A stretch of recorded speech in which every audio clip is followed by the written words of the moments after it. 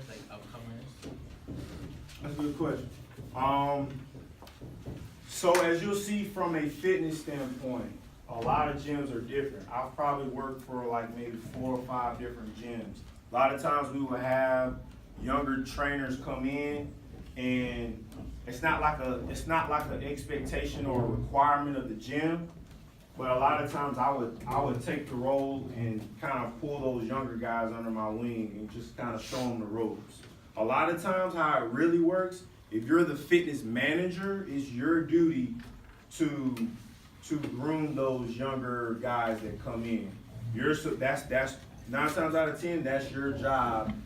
Is when you have a new employee, a younger guy that's not as experienced, you're supposed to build them up.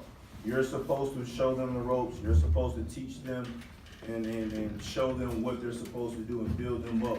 Because one day they might want to be a fitness manager, right? So as you guys start working and you eventually start becoming managers, that's a job as a manager. You want to build a team. You want a strong team. You want those people in your team to one day be able to step up and be managers as well. All right. So directed to this project, okay? Like we said, we're breaking it down as an owner, trainers, clients, and nutritionists, okay? So if you see from an owner standpoint, he's giving you a lot of information on what's expected, okay? You're expected to manage the gym, meaning training clients, training trainers, cleaning up after yourselves in the gym, all right, managing sales. All of these things all pay a toll as a gym owner. It's a lot of responsibility, okay? And as you're managing, you must hold your employees, your trainers, your nutritionists, everybody that's part of your business accountable for what they're responsible for. Okay, so that's a big part of being an owner. So just because you're not actually doing the training doesn't mean there's a lot of background work that needs to be done. Okay? Any other questions? That's very important. Oh, what age group do you work with?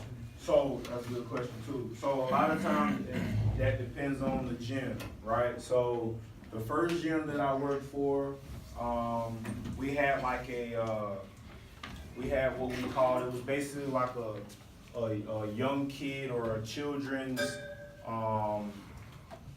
program where we would bring younger kids in, but it was a certain age group. It was like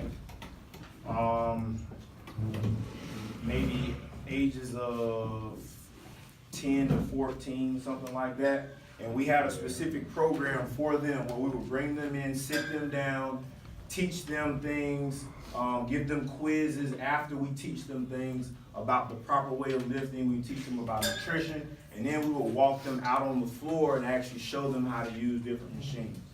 So that was how that gym was structured. Anybody that was at least 14 or older, they pretty much were like, we give them a membership and they come in and they just come with me. It's not like a specific program. So it all depends on the gym.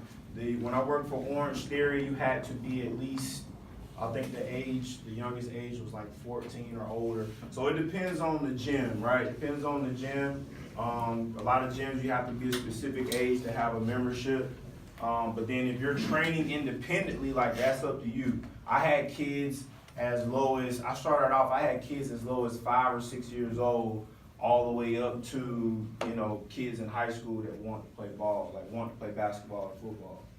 So I would give you advice if you're actually looking into doing it, or if you have any questions, it's better when you're versatile. Like when you're able to train, multiple groups. Like if you're able to train little kids, if you're able to train senior citizens, like you want that experience on your resume. I can say I've done all of that. I've trained from 5-year-olds to one of my oldest clients was like 70-something years old. So you want to be versatile. I will say that. So that's a good question. And also keep in mind when you're creating your gym, okay, these are certain selling points that you can add to your gym to make it different from the Planet Fitness that we talked about, or the CrossFit, or the Blink, or the YMCA. Because all these gyms don't particularly have these amenities for all ages. The main target age is, like you said, most gyms won't allow you to come into the gym until you're 15. Okay? And that goes up, and that target is really from 15 to, what would you say, about 50, 60 is probably cutoff point. That's every gym. That's their target. But if you're able to come in, create like a workout package, and you're able to sell a package for kids, you know what I'm saying, for a younger age, and you get a trainer that can just do that, all right, that's income that you're bringing in for your business that nobody else is touching.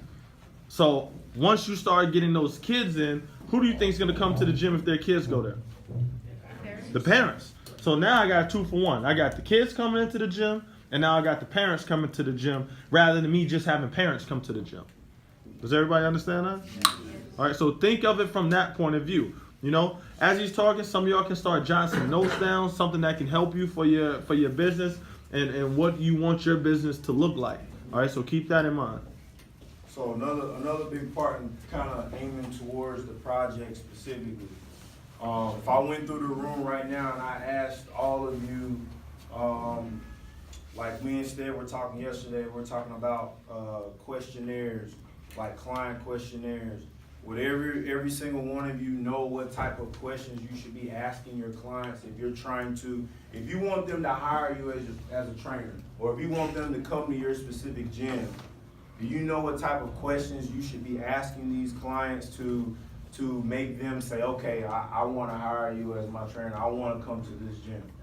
Does everybody have a great understanding, an idea? All right, so let's see. So if I call on you, I just want you to give me one specific question that you would ask a client. What's one specific question you would ask a client? What is your medical history? Okay, that's a good one. That's probably definitely top on the list, top 3. That's top 3. Okay. Let's see. Who's my man right here? What about you? You gonna research Did you hear the question? Did you hear the question? Are you want paying attention? You want? All right, so y'all gotta be paying attention, man. That's why I'm engaging. I'm gonna call on you, right? So please pay attention. The question is, if I ask you, what's an important question that you would ask a client to get that client interested in hiring you as a trainer or coming to your gym, what type of question would that look like? What question would you ask? Think about your questionnaire that we worked on already. Your group has prepared. What are some questions from your questionnaire that you would add? Think of that right now. Anybody else want to I'll come back. Yeah, anybody from this group want to help? Israel. your height and weight? Okay, your height and weight. Wait, that's a good one. That's another top 3 right there. All right. What's your age? The age, that's another top 3. Phone numbers if you keep in contact. Contact information. Okay, so good one right here. Always want to get contact information. If you have a potential client come in and they're not your client yet, which means they haven't signed anything, they haven't agreed to anything, you always want to get some form of contact information, whether it's a phone number, whether it's an email address, right? Because then you can follow back up with them. You call them up or you send them an email. We have systems at the gym that send automatic emails like, hey, John, it was great meeting with you the other day. Just wanted to check with you, see if you had any additional questions. Wanted to get some feedback from you, your thoughts on, what we kind of talked about the other day. So always want to get some type of contact information. That's good. There's another question that many of you are just kind of like alluding from. And it's really, really important for all trainers to know, including the managers. So just think on that line. I don't want to give it away, but it's a really big question that's out there, Jay. Where they go? That's where to go. That's definitely top 3. It's probably like number 3, number 2. All for the exercise. That's good. It's good. Good starting point. Is knowing if they have children like a good question? And do you have I'm not gonna say it's not important, because that can come into play with their time schedule. Do you have a gym that has childcare? Work for several gyms that has childcare. Some gyms don't have childcare, so they might not be as flexible to the times for your gym if they have kids, right? So I'm not gonna say, that's not a good question. I would say that's probably, that's not something bad to not have on the list. It's just probably not, top 3, top 5. Do you drink? And how often, if you do, how often do you drink? Like alcohol? So, okay. I don't know if you would format it that way. I think that will be kind of more of a personal thing. Maybe when you actually sit down and talk to them. I don't know if you would necessarily have that on a questionnaire. Probably a bigger one is, do you smoke? Right? Because you have a lot of people that struggle with smoking. Which, alcohol abuse is big too.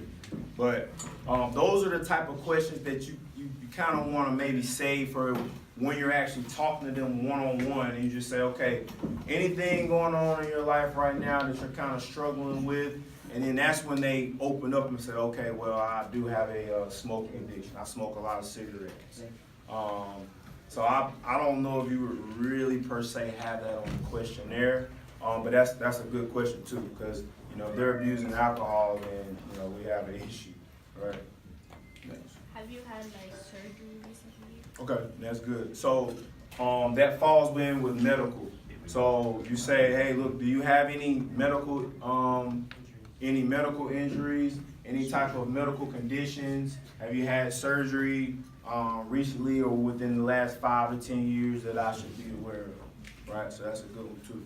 Also, before you hold that question for a second, okay? Also, keep in mind, I'm going to ask him in a minute, but remember, you want to create that category of the type of question. So, Chris, if I asked you, what are the main categories, or what categories, this is probably better help him out, what categories would you probably add into your questionnaire? Right now, we've talked about medical history, personal information. What are some other categories that they should add for their questionnaire?